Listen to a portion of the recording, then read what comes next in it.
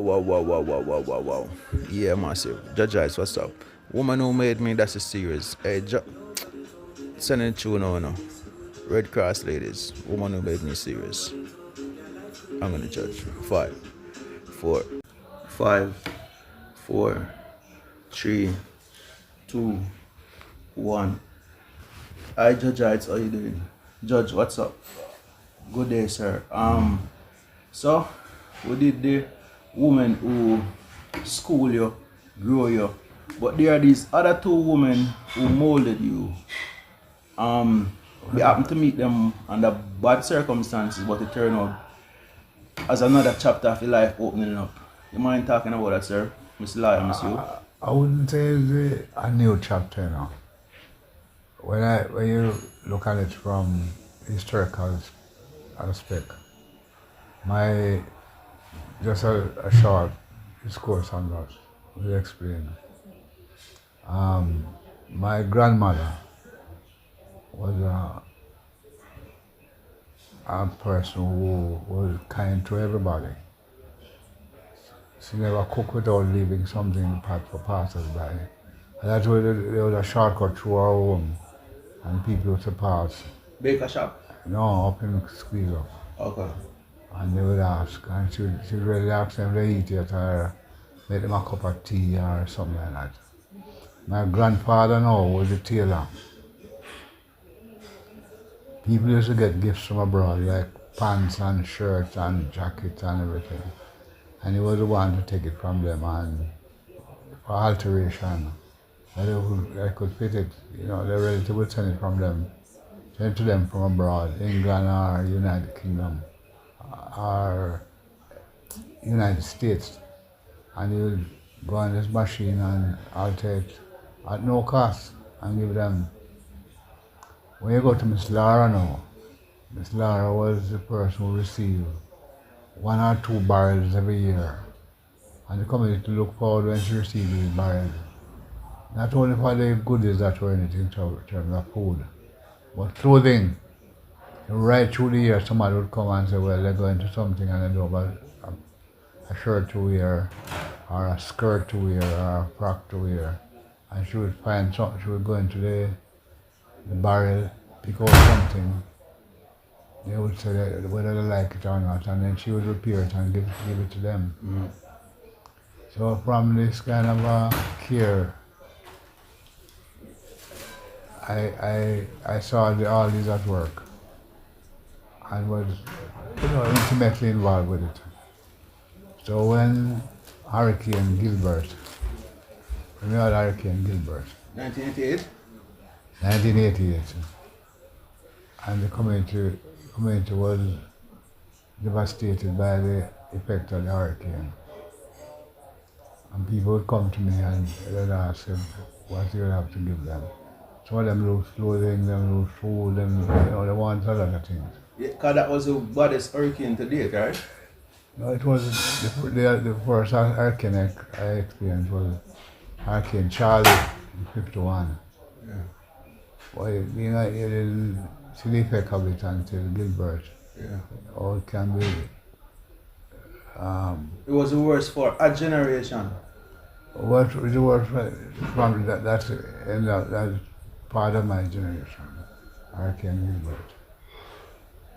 So when people came around for asking for help, and what I had and a value my wife could give to them, still had to seek extra help. And I was directed to the Red Cross. By who? I can't even remember who, but somebody said, why don't you check the Red Cross? Yeah. So I went to the Red Cross. So your resources start deplete now and you still have to look left. Okay. It was just too much. So I went to the Red Cross. The Red Cross was then at Arnold Road. That was where the headquarters was. In front, beside JDF? Yeah, beside the upper camp there.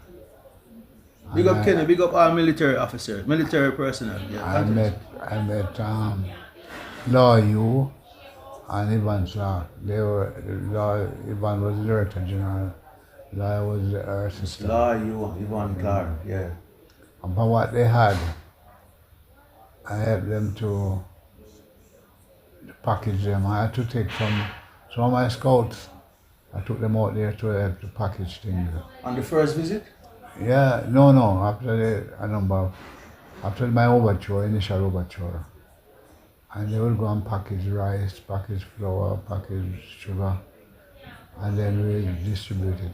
I use my vehicle to help in the distribution of the, No gas receipt going back business. no, just voluntarily.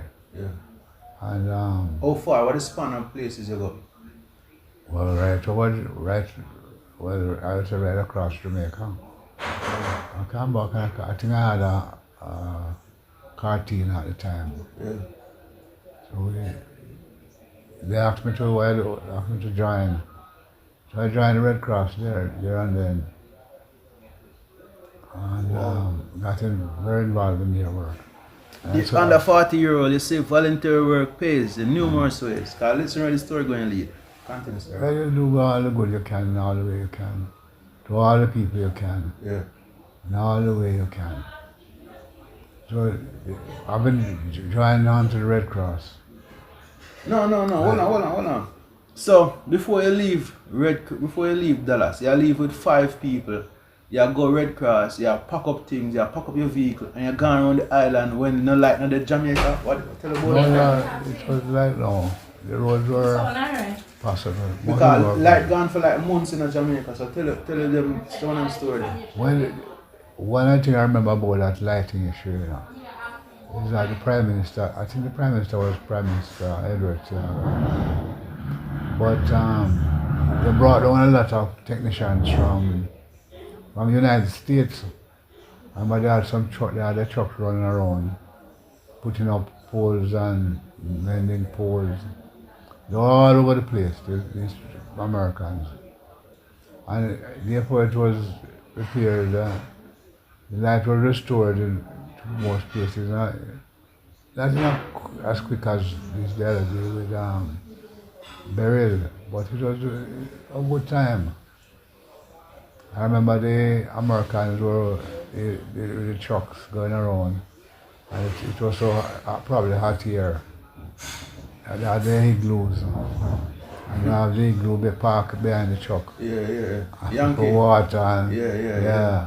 Most of them would work without their shirts on. Yeah. But they did a magnificent job. That is Peace Corps people. Yeah. Okay. Anyway, everybody pitch in, everybody help. And in a short space of time, we were able to alleviate most of the suffering that were around. Okay. And then I became the chairman of the St. Andrew KCB. So they were looking for a man like you for help out. I would never were looking, but I just went in and took. Yeah. And Took responsibility. Became the chairman of the Kingston and St. Andrew branch. Yeah. That branch was, its responsibility was to They asked you to join it. the people of Kingston and St. Andrew who suffered losses, we concentrated on them. The complete responsibility of the KCB was to the people of Kingston and St. Andrew. But it spilled over, there was nobody with any special responsibility. Anything to be done, you pitch in and do it. You know what I mean? I remember we did a lot of work in St. Thomas. Portland, we did a lot of work in Portland, St. Catherine, St. Mary, and the Kingston and St. Andrew branch had quite a vibrant membership, and they just know what they had to do. So we had a hurricane we experienced after Gilbert. We learned from the Gilbert experience and we were able to manage it much more. The offshoot of this was the offshoot of Gilbert led to the setting up a PADRU, which is the Pan American Relief Unit in Panama. And I had to go to a meeting in Tegucigalpa, Honduras, was to sanction the setting up of the headquarters there. So it was the American had just handed over the base, the naval base in Panama, back to the Panamanian, and we asked them for a part of their bill, a part of one of the unit there. And we got a aircraft hangar with the offices and everything around. I actually visited the unit too in Panama. The main purpose of this unit was to store relief supplies from all over. When there's a disaster in the Caribbean and elsewhere, they could just draw it from there and have it ready to ship to the country that has suffered the disaster. So it was, I don't know if I think it still exists. I hope it's stocked with a little relief supplies because we have been having more violent storms now and more devastating natural disasters that I think the unit now is supposed to be serving its purpose more purposefully. So at this time, what were you? Police officer, lawyer, judge? No, at this time I was a police officer. Okay. I was a police officer. So what was the time, conflict and schedule like? So you make time. You make time, you make time. What demands did Miss Lawyer, Miss you put on it for No man, they request. everybody pitch in. You go on and tell you what was the problem. And you just try to solve it right on the spot. You don't go around to have any more of a problem by discussing the matter in a controversial way. You just go on and rectify the situation. Okay. Next question. What did you take away from the leadership of one, Miss Lai, and two, Miss Clark? You become more. They were humanitarian to the hilt. They were perfect people, and it brought me back to the days of my young days in the Adventist church. They had what you call a darker society, which catered for the poor and indigent in the church, and we as young people were always involved with them. So everything just came together. Yeah. It's a manifestation. So you were being trained and you never know. You never know. Yeah. The time will come when you have to take it up as a job now. Scale it. Miss Laura was a member of the darker society at the Adventist church here too. Yeah.